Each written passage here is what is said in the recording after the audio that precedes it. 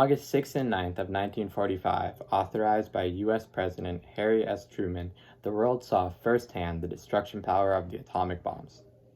The first bomb, nicknamed Little Boy, was dropped on the city of Hiroshima, reducing 5 square miles of city to ash and killing an estimated number of 100,000 people.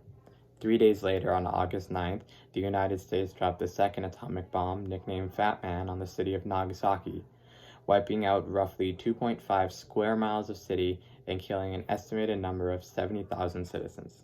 Japan's emperor later announced their surrender on August 15th of 1945.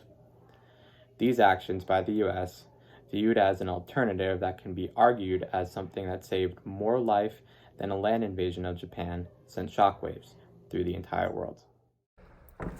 The bombings of Hiroshima and Nagasaki is still significant today due to the fact that its consequences are still present.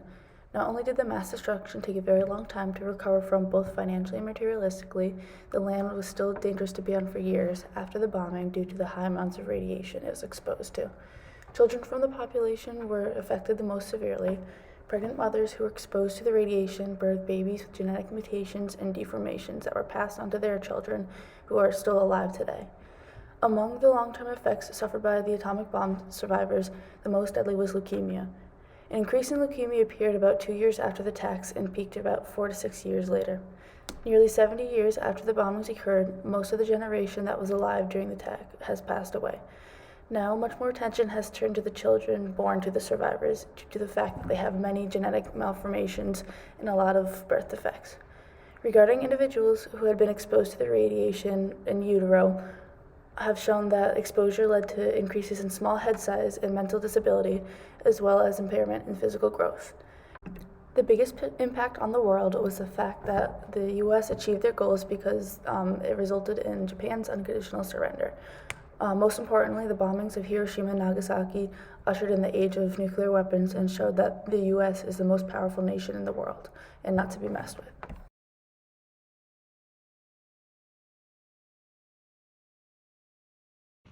What do you think an alternative could have been to the U.S. bombing Japan? I feel like an alternative could have been to drop a bomb in cities not as populated, or the U.S. could also have invaded Japan first. Are you aware of the circumstances and tensions surrounding, let's say, North Korea or Iran and their nuclear buildup? Yes. Do you think if one of those countries, for instance, North Korea, decided to launch a nuke at Japan or the United States, do you think the United States is justified in launching a nuclear weapon at North Korea in retaliation? No, I think we have enough weapons. We can, I don't like war, so we can bomb them differently. I think there's enough other weapons that could be used instead of nuclear weapons. All right, and do you think the use of tactical nukes are justified in a battlefield situation? No, I don't think no nukes are justified. Are you aware of any instances where nuclear weapons have been used on human beings? If so, when and where? Yes, Japan, World War II. Do you believe the use of these atom bombs were justified?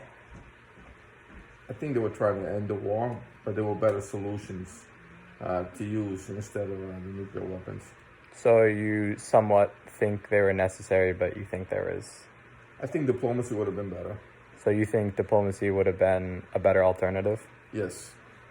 Why do you think diplomacy would have been a better alternative? Because maybe not too many people would have died. Do you think President Truman, the man who authorized the use of both atom bombs, should have been tried as a war criminal? No, I do not. The aftermath of the bombing of Hiroshima and Nagasaki was detrimental. Thousands of Japanese citizens died during and after the bombs were dropped. The radiation from this nuclear weapon caused problems for many years. People should understand the harmfulness of nuclear weapons for many reasons. Nuclear weapons target large-scale areas, causing long-term health issues to people due to the radiation. The blast that nuclear explosions produce causes rupturing of the lungs or eardrums, hurl people at high speeds, and flying debris cause most people to die. North Korea's nuclear weapon production is rapidly growing. Having these nuclear weapons means that North Korea is a superpower. Other nations are threatened by this rapid production due to the strength of the weapons and not knowing if that nation will use them. Understanding the harmfulness of nuclear weapons will hopefully influence all nations to never use them again. Remembering the bombing of Hiroshima and Nagasaki should hopefully influence nations in war to choose other ways to fight. This time in history will forever be remembered due to the harm of the people and the land during and after the bombings.